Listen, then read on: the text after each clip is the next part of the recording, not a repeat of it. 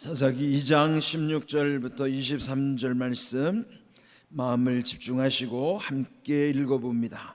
여호와께서 사사들을 세우사 노략자의 손에서 그들을 구원하게 하셨으나 그들이 그 사사들에게도 순종하지 아니하고 오히려 다른 신들을 따라가 음행하며 그들에게 절하고 여호와의 명령을 순종하던 그들의 조상들이 행하던 길에서 속히 치우쳐 떠나서 그와 같이 행하지 아니하였더라.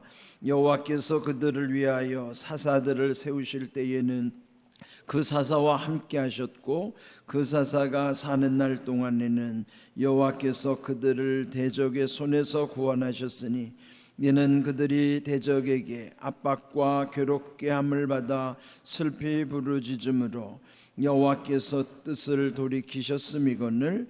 그 사사가 죽은 후에는 그들이 돌이켜 그들의 조상들보다 더욱 타락하여 다른 신들을 따라 섬기며 그들에게 절하고 그들의 행위와 패역한 길을 그치지 아니하였으므로 여호와께서 이스라엘에게 진노하여 이르시되 이 백성이 내가 그들의 조상들에게 명령한 언약을 어기고 나의 목소리를 순종하지 아니하였은즉 나도 여호수아가 죽을 때에 남겨둔 이방 민족들을 다시는 그들 앞에서 하나도 쫓아내지 아니하리니 이는 이스라엘이 그들의 조상들이 지킨 것 같이 나 여호와의 도를 지켜 행하나 아니하나 그들을 시험하려 함이라 하시니라.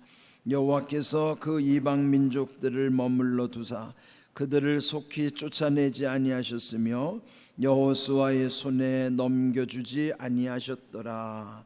아멘. 어제 묵상한 말씀을 보시면은 어제 제목이 대체불가였어요. 우리가 아쉬울 때는 또 내 마음에 따라서는 다른 것들로 대체할 수 있는 것들이 세상에는 많죠. 그러나 절대로 바꿀 수 없는 것, 대체불가는 하나님과의 관계라고 말씀드렸습니다. 그런데 그들이 하나님 아닌 우상, 즉 그 가나안의 주요 우상이었던 바알과 아세라를 섬기는데 그들이 그로 인하여 또 얼마나 많은 고통을 겪게 되는 것인가를 어제 그 말씀을 나눴죠. 계속 이어지는 말씀을 보면은 이제 그로 인하여 하나님께서 사사들을 세우게 하셨다는 거죠. 16절을 같이 봅니다. 여호와께서 사사들을 세우사 노략자의 손에서 그들을 구원하게 하셨으나, 말씀드린 것처럼 사사라는 것은요 왕도 아니지만 그 주변의 나라들은 다 왕들이 지배하고 통치하는 나라예요. 그렇지만은 그 왕들이 백성을 억압하는 거지만은 이스라엘은 하나님이 직접 왕이시기 때문에 왕을 세우지 아니하고 사사라는 것은 그 일종의 지도자이지만은 평소에는 백성들에게 가르치는 역할, 그러나 전쟁이 일어나면은 앞장서서 나가서 싸우는 장수와 같은 역할, 또는 어떤 백성들의 이해관계가 있을 때는 그것을 옳고 그름을 분별해 주는 재판관의 역할, 이런 다양한 역할을 했던 지도자를 일컬어서 사사라고 하는 것이죠. 그리고 하나님은 그 사사들을 세우셔서 그들을 구원하셨다 그랬습니다. 그렇지만 17절 사사들에게도 순종하지 아니하고 오히려 다른 신들을 따라 음행하며 그들에게 절하고 여호와의 명령을 순종하던 그들의 조상들이 행하던 길에서 속히 치우쳐 떠나서 그와 같이 행하지 아니하였더라. 지도자를 세워줬지만은 그 지도자들에게도 순종하지 않으면서, 그러면 결국 우상을 숭배하는 과정이 둘째 줄을 보시면은 음행으로 이어지는 거예요. 음란의 영이, 그들의 우상 숭배 속에는 그의 음란의 행위가 그 속에 다 포함이 되어 있어서 결국 또 음행까지 저지르는 것이고요. 그리고 이전에 그들 조상이 섬겼던 하나님을 이제는 더 이상 섬기지 않으려고, 그래서 속히 치우쳐 떠나 결국 옛적 조상들과 같이 하지 않았더라 하는 것이죠. 그리고 18절 여호와께서 그들을 위하여 사사들을 세우실 때는 하나님께서도 사사들과 함께 하셨지만은 그 사사가 사는 날 동안에 여호와께서 그 대적의 손에서 구원하셨으니 그들이 대적에게 압박과 괴롭게 함을 받아 슬피 부르짖음으로 여호와께서 그 뜻을 돌이키셨습니다. 그들이 고난당할 때 또 그 고통 가운데 부르짖으면은 하나님께서 또 뜻을 돌이키셨다 하는 것은 불쌍히 여겨주셨다는 거예요. 그래서 그들을 구원하셨다 하는 것이죠. 여기서 중요한 것은 사사들과 하나님이 함께 하셨는데 19절 사사가 죽은 후에는 그들이 돌이켜 오히려 조상들보다도 더욱 타락했을 뿐만 아니라 다른 신들을 따라 섬기며 그들에게 절하고 그들의 행위와 패역한 길을 그치지 아니하였다. 그러니까 옛적보다도 더 안 좋은 상태로 점점 타락해 가는 거예요. 오늘 제목이 유효기간입니다.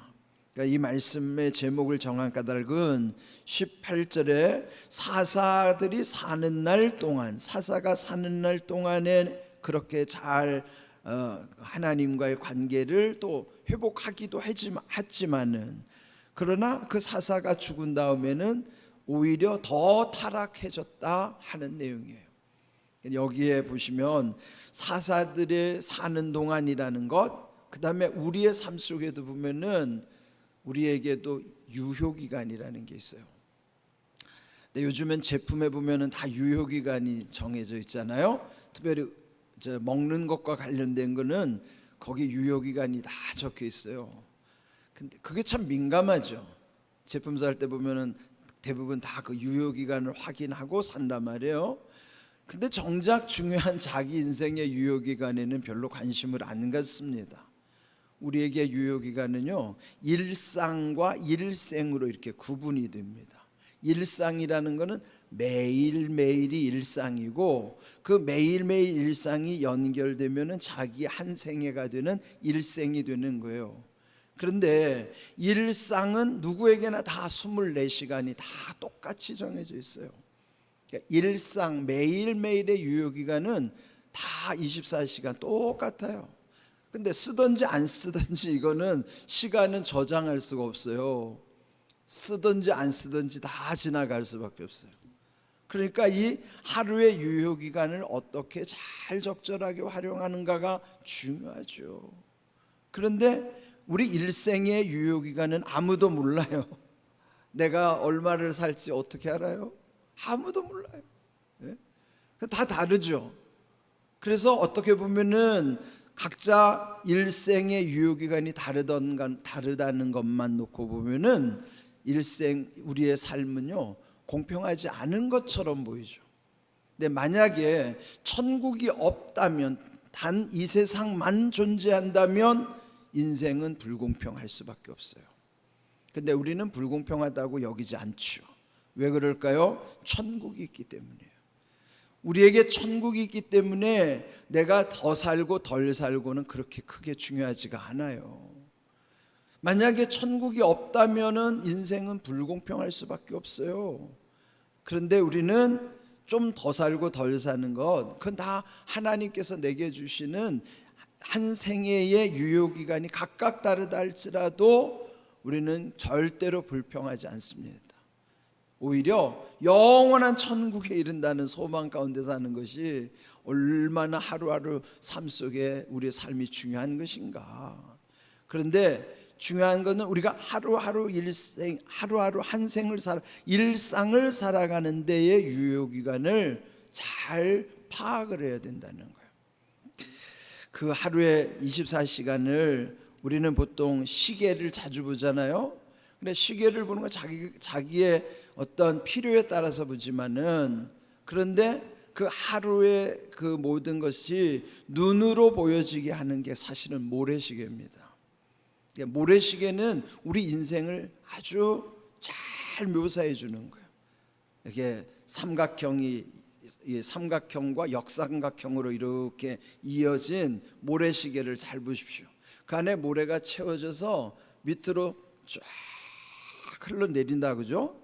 그러면은 거기에 채워져 있는 것이 하루 24시간 누구에게나 주어진 게 눈으로 다 보여요, 모래시계 속에는. 그런데 그것이 다 밑으로 줄줄줄줄줄 새어 나가는 거, 시간이 흐른다는 것을 눈으로 다 보여주는 거예요. 그리고 얼마나 남았는가 또 다 확인이 가능하고요. 더 중요한 것은 그것이 없어지는 게 아닙니다. 어디로 내려가요? 다음 세상으로 내려간다고. 요게 다음 세상으로 간다는 게 중요한 거예요. 우리가 이 땅에서 허비하고 우리가 활용하든지 모든 것은요 다 소멸되는 것 같고 사라지는 것 같지만은 사실은 밑으로 다 쌓여지는 거예요. 요게 어딘 줄 알아요? 요게 천국이에요. 다음 세상이라고. 요게 그러니까 모래시계를 보면 지금 살아가는 내 삶의 모든 것이 어떻게 흘러가지고 다음 세상이 어떻게 내게 쌓여질 것인가, 그 쌓여지는 내용물은 하나님만 아시겠죠. 그래서 우리는 모래시계 같은 인생을 살아가는 거예요. 하루하루를 이 짧은 유효기간을 살면서 여기에 오늘 이 본문에 그 백성들이 사사가 사는 동안에 하나님의 구원의 역사를 경험했다가 그 사사가 죽은 다음에 이건 뭐예요? 유효기간이 다 한 다음에 오히려 더 타락하는 그런 모습, 이런 어리석음이 우리 인생에 다 있습니다. 그렇다면은 우리가 이렇게 보면은요, 이 유효기간이 지난 다음에 이렇게 변질되는 것, 이게 우리 인생일 수밖에 없어요. 왜요? 이 땅에는 영원한 것이 없습니다. 그러니까 우리 인생을 뭐라 그러면 무상하다 그래요. 인생 무상이라는 상자는 항상 상자인데 왜 무상인가? 항상이 없기 때문에 무상이에요. 항상이 어디에 있어요? 항상은 하나님께만 있는 거예요. 주 안에서 항상 기뻐하라고 할 때 주 안에서 항상이 붙는 거예요. 항상은 우리에게 있는 게 아니라 항상은 주님께 있는 거예요. 그러면 우리가 그 무상한 인생, 우리에게는 항상이 없는 무상한 존재인 내가 어떻게 항상을 유지할 수 있는가? 그건 내가 주님 안에 있을 때만이 주 안에서의 항상을 붙잡고 살아갈 수 있는 겁니다. 매일 이 하루하루 우리가 새벽 기도의 소중함을 느끼는 것은 이게 하루에 이 새로 주시는, 오늘 지금 이제 하루 시작이 됐잖아요. 그러면은 이 짧은 하루의 유효기간을 어떻게 헛되지 않게 지낼 수 있는가? 그거는 주 안에서 항상 우리와 함께 하시는 그분을 의지하고 살아가는 거예요.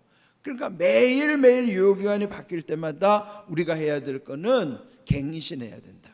갱신의 갱자는 다시 갱자예요. 그게 다시 갱신, 신은 새로울 신자, 다시 새롭게 해야 된단 말이에요.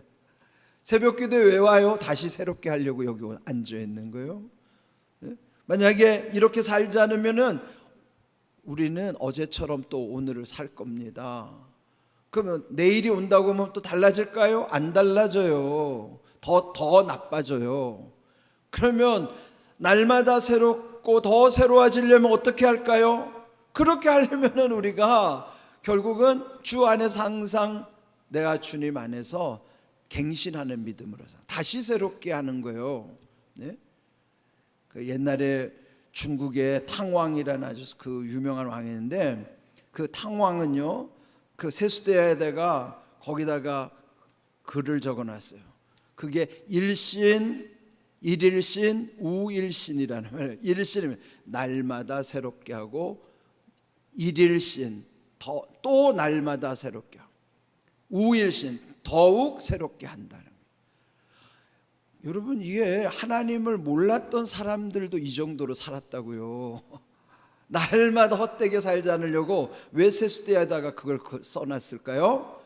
세수하면서 그 글을 보면서 몸만 씻는 게 아니라 자기의 마음도 씻는 거예요. 일신, 오늘 새롭게 해야지. 일일신, 내일 또 새롭게 하고, 우일신, 또 다시 새롭게 한다는 거예요. 하나님을 믿지 않는 사람들도 그렇게 깨닫는 은혜 가운데 그렇게 살았단 말이에요. 그러니까 우리도 날마다 새로워져야 되고 또 새로워져야 되고, 그래서 날마다가 새로워지는 인생을 살아야 돼요. 일신 일일신 우일신 하는 게 우리의 신앙생활이어야 된단 말이에요. 그럼 우리 새벽에 오면은 갱신하는 거예요. 다시 새롭게 하는 거예요. 그래야 어제처럼 오늘을 안 살아요. 예? 그래, 날마다 새로워질 수 있는 거는 주 안에서 항상 새롭게 하시는 은혜 가운데서만이. 그래야 여러분, 이 겉사람은 낡아지지만 속사람이 날로 새로워진다는 게 그냥 새로워지는 게 아니에요. 속사람이 하나님과의 관계가 분명할 때만이 속사람이 날마다 새로워지는 거예요. 이렇게 이런 유효기간 때문에 그들은 이렇게 더욱 타락하고 더욱 나빠졌지만은 우리는 항상 주님 안에서 이렇게 타락하지 아니하고 곁길로 가지 아니하고 늘 주님과 함께 천국을 향하여 담대히 나아가는 모습.